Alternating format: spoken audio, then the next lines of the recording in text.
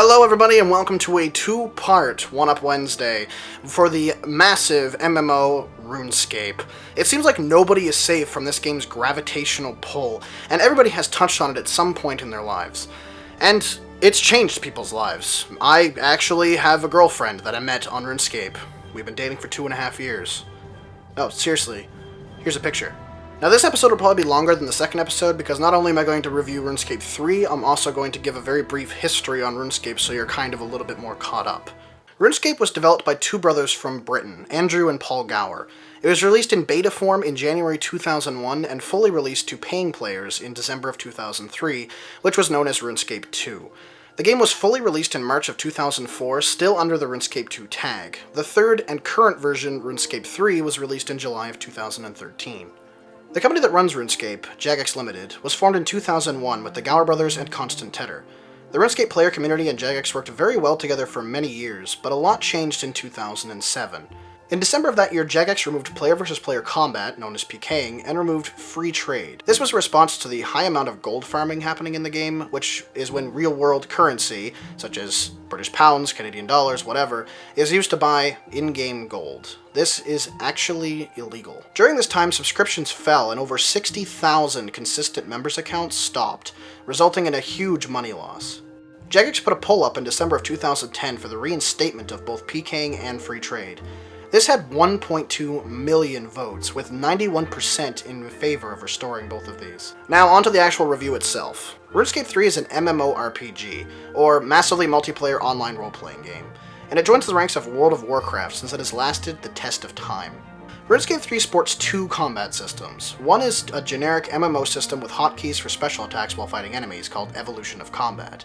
The other is called Legacy Combat, and is more traditional, keeping to RuneScape's old click-and-kill combat system. Actually, Legacy Combat was completely removed from the game when EOC was first introduced, but it was brought back due to popular demand because most people really didn't want another generic MMO and wanted to keep RuneScape to what it was before. RuneScape 3 has a total of 26 skills, and you can train each to 99, except for Dungeoneering, which goes up to 120. At 99 you can get a skill cape with a special emote depending on the skill, and with Dungeoneering you can actually get a cape at 120. Recently, also, all skills have had a 120 cape, although their skill does not go up to it. Once you get the amount of experience points that would be in fact 120, you can get the cape from the guy that gives you the skill cape for 99. RuneScape's skill system is one of the most unique skill systems in MMO gaming, and while grinding is still required, it has more meaning to it in the long run compared to other MMO games. RuneScape also uses combat levels, which go from 3 to 138. You raise it by training combat skills like attack, strength, defense, hit points, etc. RuneScape is also extremely social. With its economy running around a grand exchange, most people gather here and converse with each other. Friends are made, clans are formed, and in my case, a relationship was made. RuneScape 3 is also highly addicting, as most MMOs are, and even if you quit, you always seem to come back at one point or another for varying amounts of time. RuneScape can get boring, however. As I said, it does still require that MMO grinding, which can make you a lot of yawning at higher skill levels. RuneScape 3 also has a pretty bad tutorial, taking way too long to complete and throwing you into situations you don't know how to get out of, such as a boss fight a half hour into the game, and I feel it will deter most first-time MMO players. Overall though, RuneScape 3 is a highly addicting MMO that doesn't feel too crowded or too empty, and the friends you make will make you smile at that familiar logo every single time. RuneScape creates memories, good or bad, and I can never hate a game that makes me feel that way towards it. Would I recommend RuneScape 3? I would for the social experience. I mean, I have a relationship because of that game, and I've made many friends because of it.